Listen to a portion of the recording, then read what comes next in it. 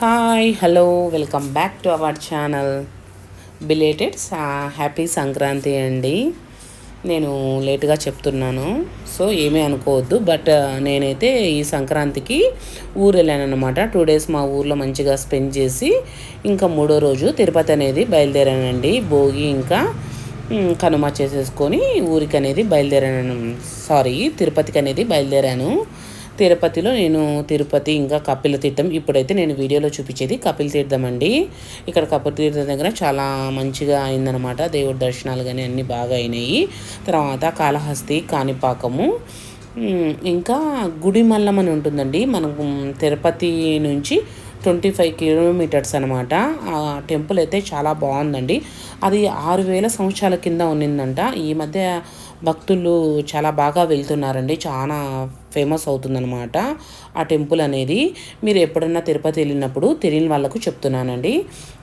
తిరుపతి వెళ్ళినప్పుడు 25 కిలోమీటర్స్ అండి, పెద్ద ఇది కూడా కాదు. కాబట్టి మీరు వెళ్ళి దర్శనం చేసుకోండి. అక్కడ శివుడు టెంపుల్ అండి, చాలా బాగుంది. అదేవిధంగా మనం ఏమన్నా కోరికలు కోరుకుంటే కూడా అక్కడ సక్సెస్ అనేది అవుతాయేంటండి. మనమైతే ఏవైతే కోరికలు కోరుకుంటామో అవి అనేది సక్సెస్ అయితే బాగా మనం కోరిన కోరికలు అనేది తీరుతాయన్నమాట. అలా ఉందన్నమాట. ఈ మధ్య భక్తులు అయితే చాలా చాలా మటుకు వెళ్తున్నారండి. నేను అక్కడ సరిగ్గా వీడియో తీయలేదండి. ఎందుకు అంటారా, అక్కడ వీడియో అనేది మనకు ఫోన్ అనేది అలౌ చేయలేదు గుడిమల్లంలో. అందుకని నేను అక్కడ వీడియో అనేది తీయలేదు. ఇంక మీకు అంతా తెలిసిందే, కాళహస్తి కానీ కాణిపాకం కానీ ఇంకెక్కడ ఫోన్ అనేది అలౌ చేయరు కదండి. అందుకని జస్ట్ నేను ఈ వీడియోలో మీకు ఆ వివరాల గురించి చెప్తున్నానండి. అదేవిధంగా మనం ఇక్కడ కపిల తీర్థంలో మనము ఆ వాటర్ అనేది పోసుకుంటే మనం ఏమైనా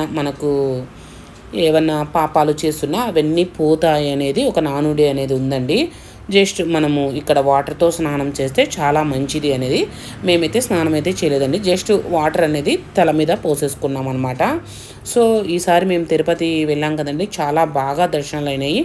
అలాగే నేను ఏమనుకున్నా అంటే సంక్రాంతి పండుగ కదా పెద్దగా రష్ ఉండకపోవచ్చు అని అనుకున్నాను. కాదండి బాబు, ఫస్ట్ అస్సలు చాలా అంటే చాలామంది తిరుపతిలో ఉన్నారు. ఫెస్టివల్ ఉండర్లేని అనుకున్నా నేను, కానీ చాలా రష్ ఉందండి.